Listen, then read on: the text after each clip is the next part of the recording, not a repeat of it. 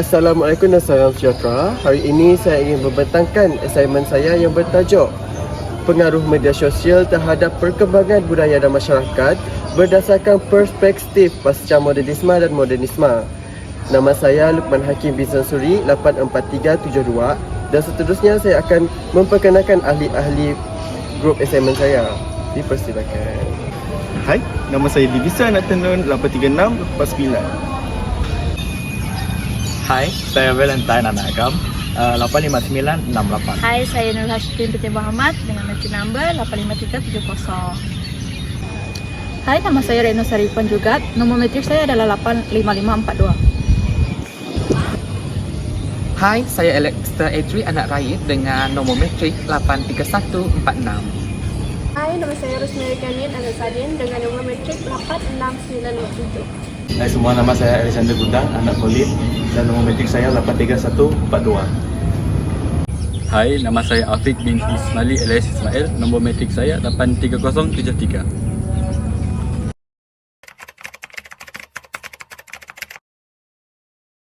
Tengok tak produk yang dekat media sosial ni? Macam dia lah macam tu je. Ini produk ni ke? Ya, betul. Oh. So, ni kan booth ni saya ada jual perfume dan cropboard 3. If you guys nak beli, boleh secara like dekat booth ni and my media social. Oh. Saya ada juga media social di Instagram if you guys nak beli. This one you guys can follow and you guys can search lah produk yang saya jual and you guys can beli lah. Banyak orang review Banyak. This one is 5,000. Oh. Amazing. Amazing. So, I nak beli punya perfume. Oh, this one? This one is 50 ringgit. Okay. Thank you. Thank you. Yeah, thank you. Come again.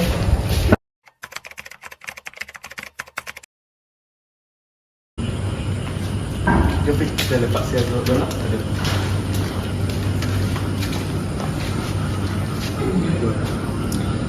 Kita tengok apa best dekat TikTok sekarang. Jom scroll. Fik, cuba kau tengok tak? Ni bukan macam kelas main gitar Ya. Yang ada depan siapa? Ya ke? Teruk gila dia nari. Itulah. Dah lah tak sedar diri. Tengok, tak ada orang komen bagus-bagus pun. Aduh. Kalau aku macam ni, aku tak post lah video macam ni. Itulah. Kalau aku pun aku macam sedar diri. Iyalah, nak benda macam tu bagai dekat post dekat TikTok lagi tu. Jom kita komen biar dia sedarkan diri dia. Kalau tak emoji muntah. Muji muntah. Spam. Lagi. Kita sedar diri. Nice. Kau report je lah akaun TikTok tu. Report. Aduh. Bermalu je.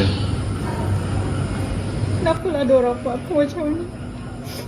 Orang ingat aku ni tak pandai malu ke ada orang komen aku macam ni? Aku cuma buat benda yang betul je. Aku post je pun.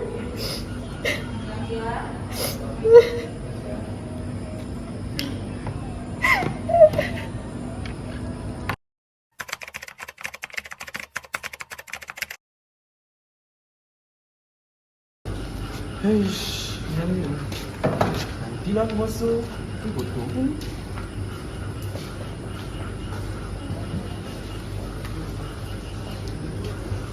Apa ni? Kotornya. Dep terti basah ke? Ish. Dep! Dep! Kenapa ya? Asal jerit ni? Kenapa? Asal kau pengotor sangat ni? Aku mengotor. Sedap je cakap aku mengotor. Ni, kenapa tak basuh? Nanti aku basuh nanti. Nanti tu bila? Kau dengar aku cakap nanti tadi. Ni, dah berkulat dari minggu lepas lagi. Kau sedap je menyuruh pengotor kan? Dah kau memang pengotor. Mak bapak kau tak ajar kebersihan kau. Tengok video ni. Oh, kalau aku upload dia dekat media sosial, guarantee viral. Memang viral ni. Tengok. Video gaduh tu. Dia ni dah lah pengotor. Tak terima kritikan pula tu. Tu lah. Muka tersedar diri. Tengok muka dia.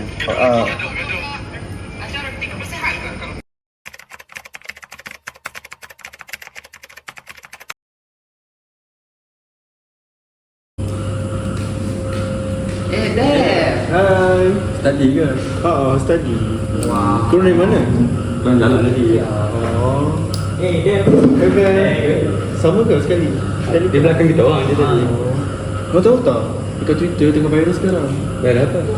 Tentang kempen Minggu Perpaduan. Tahu tak? Perpaduan. Tak pernah dengar. Pernah dengar ke? Okay, netral.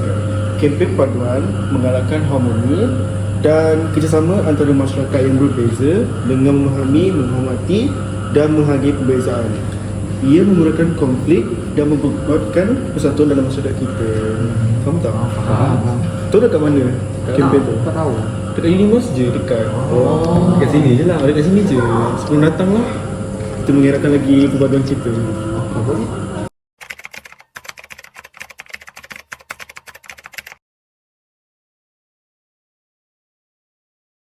Stress lah aku dengan aku ni presentation. Aku ni dah tak pandai body language aku semua. Oh my god, this is really sucks. Oh my god. Apa yang awak risaukan ni Syikir?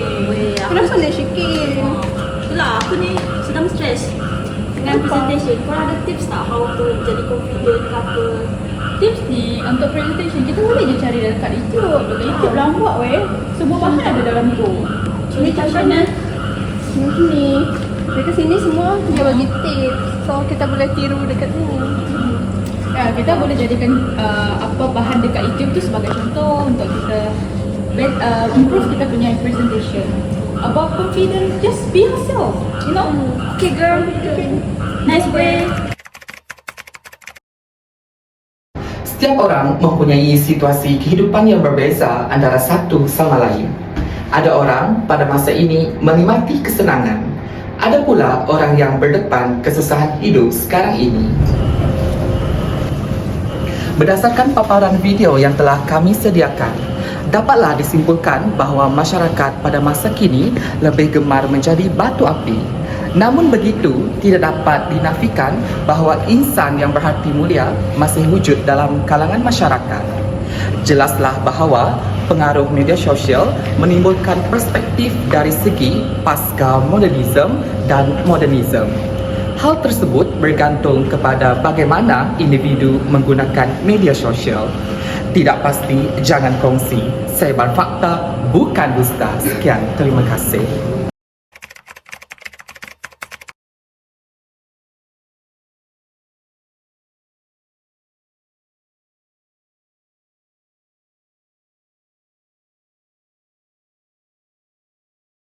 Modernisme didefinisikan sebagai menolak konvensyen tetapi menerima pembaharuan. Manakala pasca modernisme pula didefinisikan sebagai mengekalkan modernisme serta menolak pembaharuan. Dengan wujudnya dua perspektif yang berbeza, ramai masyarakat kini mempertikaikan implikasi dan manfaat yang diperkenalkan oleh pembaharuan berdasarkan kedua-dua pandangan falsafah ini. Dalam masa yang sama, pandangan falsafah ini juga turut mempengaruhi peradaban sesebuah kelompok ke tahap perkembangan ataupun menghambat suatu perkembangan itu sendiri. Hal ini juga dibuktikan dengan seiringnya berkembang dunia, cara pemikiran sesebuah masyarakat turut berubah. Segenap masyarakat pada masa kini menerima serta menentang berkenaan penggunaan media sosial yang meluas dalam kalangan golongan muda dan tua pada masa kini. Diperkatakan media sosial seperti Facebook, Twitter dan semacamnya mampu merosakkan anak bangsa. Namun perkara ini turut mendatangkan impak yang positif kepada penggunanya. Maka, jelaslah bahawa perspektif modernisme dan pasca modernisme telah menyebabkan perbezaan yang ketara terhadap masyarakat. Hai, nama saya Rosemary Ganin, anak Sardin dengan nombor metrik 86957. Saya akan menerangkan tentang kerangka teori. Apa itu modernisme? Modernisme adalah gerakan seni dan budaya yang muncul pada awal abad ke-20. Modernisme menolak konvensyen yang telah ditetapkan dan mencari alternatif baru untuk mempersembahkan realiti. Menurut pandangan, modernisme bagi pengaruh media sosial terhadap perkembangan budaya dalam kalangan masyarakat telah memberikan pelbagai kesan. Antara kesan positif pandangan modernisme dalam pengaruh media sosial iaitu pembangunan teknologi responsif kepada budaya. Terdapat pelbagai jenis aplikasi yang telah dibangunkan dapat mencerminkan budaya bagi sesuatu kaum.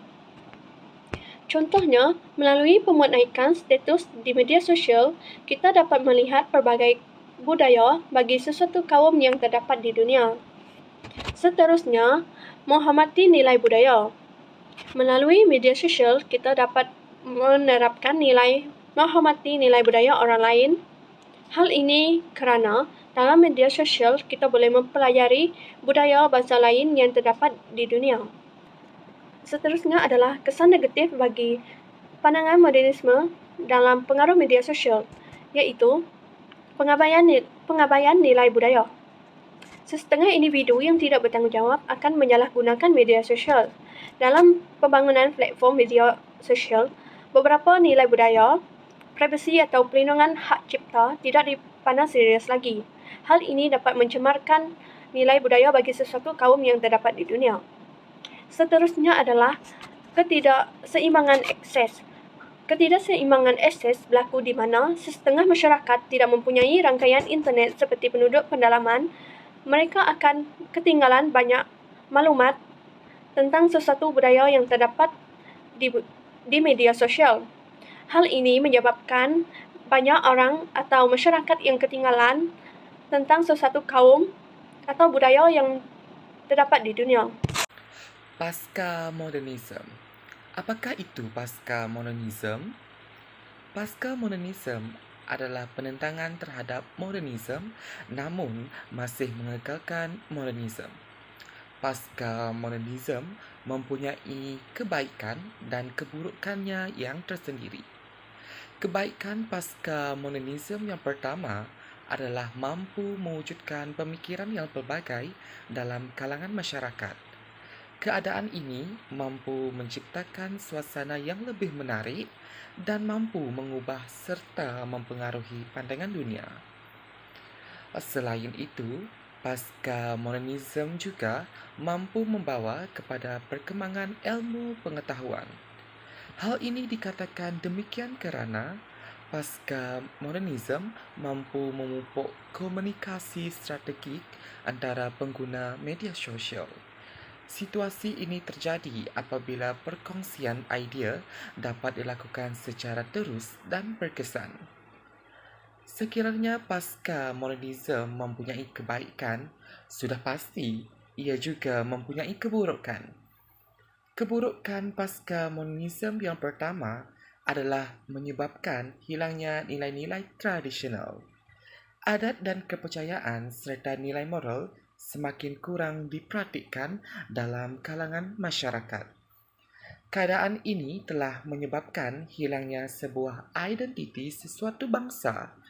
Situasi ini mampu menyebabkan pelbagai masalah dan yang paling ditakuti adalah perpecahan kaum. Selain itu, pasca modernism mewujudkan lebih ramai masyarakat yang mementingkan diri. Pasca modernism sering dikritik kerana mendorong kepada perlakuan yang mementingkan diri sendiri sehingga mengabaikan orang lain yang lebih memerlukan.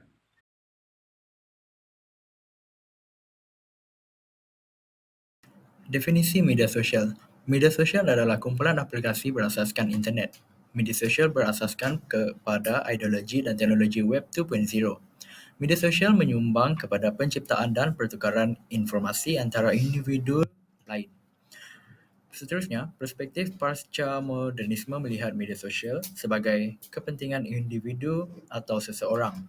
Yang terakhir ialah daripada perspektif pasca modernisme, media sosial menolak pemikiran tunggal dan lebih menerima pandangan daripada pelbagai sudut atau idea yang lain. Pengaruh media sosial dalam masyarakat. Media sosial memainkan peranan yang penting dalam masyarakat kini. Seterusnya, media sosial dapat digunakan untuk mempromosi produk dan memperluaskan pasaran. Kesan buruk media sosial ialah dapat menyebabkan ketagihan dan ini dapat menyumbang kepada masalah kesihatan mental kepada individu tersebut. Media sosial juga dapat menyumbang kepada penyebaran hate speech ataupun kebencian dan juga boleh menimbulkan isu perkauman. Penggunaan yang bertanggungjawab dan bijak semasa menggunakan media sosial amatlah penting bagi menghindari gejala tersebut daripada yang berlaku. Seterusnya, dari segi perspektif pasca modernisme muncul setelah kegagalan zaman modernisme iaitu pada zaman Enlightenment. Mereka juga menolak pemikiran pada masa tersebut. Pasca modernisme menekankan pada hak individu dan kebebasan pemilihan serta mengakui pelbagai pandangan orang lain. Mereka juga terbuka kepada semua masyarakat untuk membuat pandangan mereka masing-masing. Saya akan membentangkan iaitu perspektif dari segi modernisme dan pasca modernisme. Untuk perspektif modernisme yang terdapat dalam isu semasa iaitu melebihi pemikiran manusia dan tidak mempedulikan hal-hal yang kecil. Contohnya, tidak mempercayai nilai moral yang mutlak. Mereka juga hanya berkonsepkan avant-garde atau disebut sebagai pemikiran yang dinamis. Pemikiran yang melebihi kemampuan manusia dapat menyebabkan masalah manusia di sekelilingnya. Selain itu, saya akan menerangkan kelebihan dan kekurangan kedua-dua aliran falsafah yang telah saya jelaskan tadi. Pasca modernisme muncul sebagai respon terhadap kegagalan modernisme. Pasca modernisme menekankan pada hak individu atau penolakan terhadap pemikiran tunggal, seperti satu idea sahaja. Seterusnya, modernisme melebihi pemikiran manusia dan tidak mempedulikan nilai-nilai moral yang mutlak terhadap seseorang manusia. Hai, saya Nurul Hashikin binti Muhammad dengan nombor metrik 85370. Saya akan membentangkan bahagian analisis maklum balas responden. Di dalam bahagian Google Form kami ada mempunyai dua bahagian, iaitu bahagian demografi responden dan sebanyak 15 soalan. Seramai 30 responden yang telah menjawab borang Google Form kami.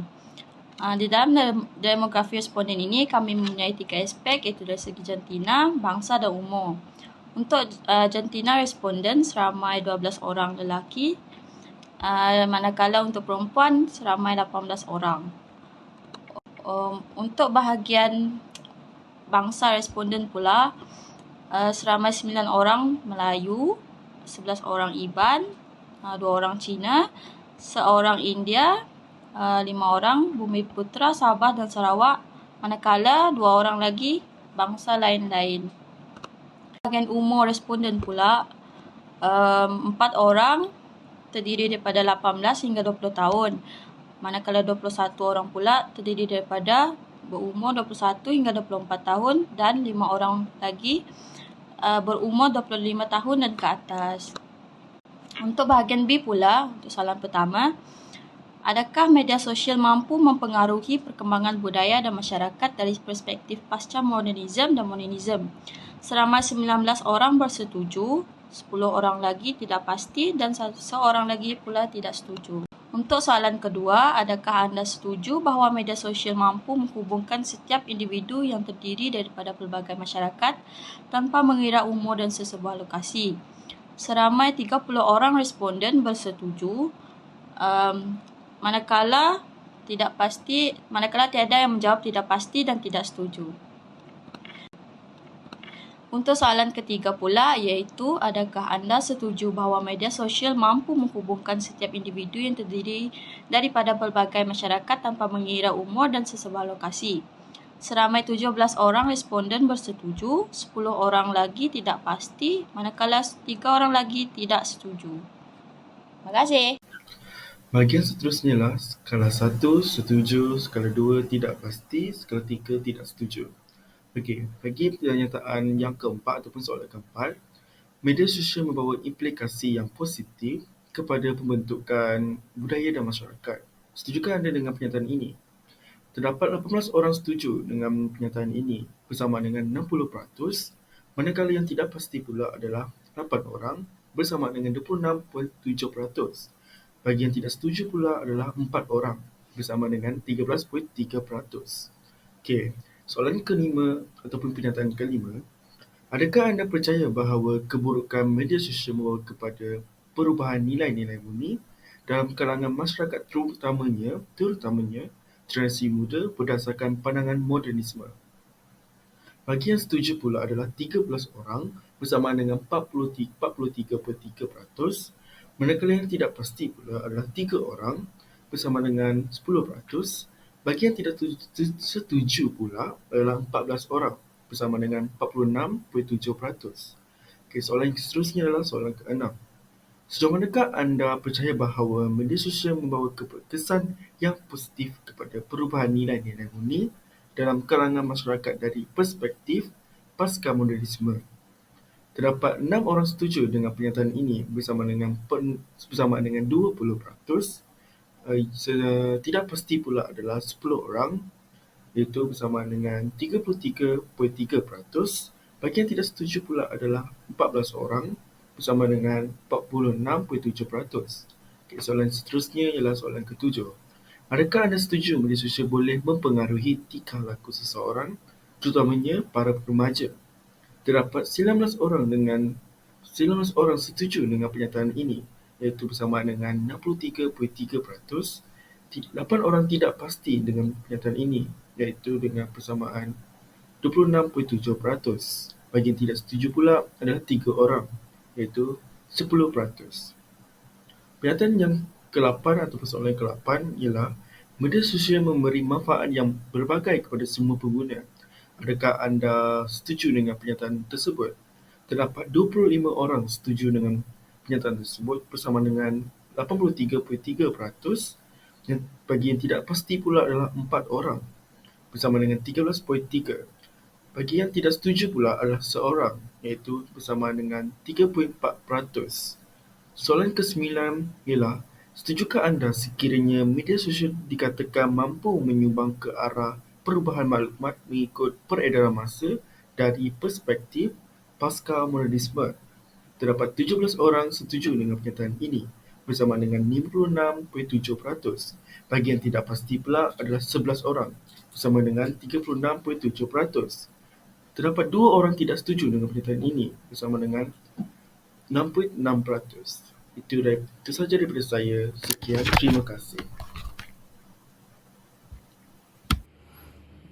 Seterusnya, berdasarkan soalan ke-10 iaitu adakah media sosial mampu mempengaruhi interaksi sosial antara ahli masyarakat dari perspektif pasca modernisme dan modernisme. Untuk soalan ini, sebanyak 17 orang responden bersamaan 56.7% menyatakan mereka bersetuju. Seterusnya, 26.7% atau bersamaan 8 orang memilih kenyataan tidak pasti, manakala 5 orang responden yang bersamaan 16.7% pula memilih jawapan tidak setuju. Untuk soalan ke-11 iaitu adakah anda bersetuju bahawa media sosial dikatakan mampu mengubah ataupun mempengaruhi pemikiran masyarakat secara kritis? Sebanyak 53.3% atau bersamaan 16 orang responden memilih untuk setuju, manakala 26.7% atau 8 orang responden pula menyatakan tidak pasti dan 6 orang responden yang bersamaan 20% pula memilih tidak setuju. Untuk soalan ke-13 iaitu, menurut pandangan pasca modernisme, setujukah anda bahawa media sosial berperanan dalam menghubungkan generasi muda dan generasi tua untuk saling berkomunikasi? Sebanyak 13 orang responden yang bersamaan 43.3% menyatakan mereka bersetuju. 23% atau bersamaan 7 orang responden memilih menyatakan mereka tidak pasti dan 33.3% yang bersamaan 10 orang responden menyatakan bahawa mereka tidak bersetuju. Seterusnya untuk soalan ke-13 iaitu, setujukah anda bahawasanya media sosial dikatakan dapat memelihara akhlak mulia dalam diri individu melalui perspektif pasca modernisme? Sebanyak 23.3% bersamaan 7 orang responden menyatakan bahawa mereka bersetuju. 8 orang responden yang bersamaan 26.7% pula memilih mereka tidak pasti dan 15 orang responden yang bersamaan 50% menyatakan mereka tidak setuju. Seterusnya, untuk soalan ke-13, daripada keseluruhan responden, sebanyak 12 orang responden bersamaan 40% memilih sangat setuju dan 26.7% yang bersamaan 8 orang responden menyatakan mereka tidak pasti. Terdapat juga 33.3% bersamaan 10 orang responden yang memilih tidak setuju. Untuk soalan ke-15, 56.7% bersamaan 17 orang responden memilih untuk bersetuju dan 43.3% bersamaan 13 orang responden pula memilih untuk tidak pasti. Tiada responden yang menyatakan tidak setuju terhadap penyataan pandangan pasca modernisme dan modernisme tentang pengaruh media sosial terhadap perubahan tingkah laku dan interaksi sosial termasuk konteks transformasi masyarakat. Adakah anda setuju dengan penyataan ini? Kesimpulannya, mengikut perspektif pasca modernisme dan modernisme, kesan media sosial terhadap pembangunan masyarakat dan rakyat adalah kompleks dan multidimensi. Dalam konteks pasca modernisme, media sosial telah muncul sebagai alat untuk individu bertukar dan berkongsi pelbagai perspektif, pandangan dan pengetahuan. Ini boleh mengakibatkan pertubuhan komuniti maya yang menangani isu geopolitik dan sosial. Walau bagaimanapun, dari perspektif modernisme, terdapat kesan negatif tertentu media sosial terhadap pembangunan masyarakat dan rakyat. Salah satu kritikan yang paling serius ialah fenomena yang dikenali sebagai gelembung penapis, di mana individu terus memberi tumpuan semata-mata pada pemikiran dan pendapat mereka sendiri. Oleh sebab itu, satu kesimpulan yang boleh dibuat ialah kesan media sosial terhadap pembangunan masyarakat dan rakyat adalah satu proses yang kompleks dan samar-samar. Walaupun media sosial mungkin menyediakan ruang untuk perdebatan, penyertaan dan kemasukan, ia juga boleh digunakan untuk polarisasi selanjutnya. Itu sahaja dari kami. Terima kasih.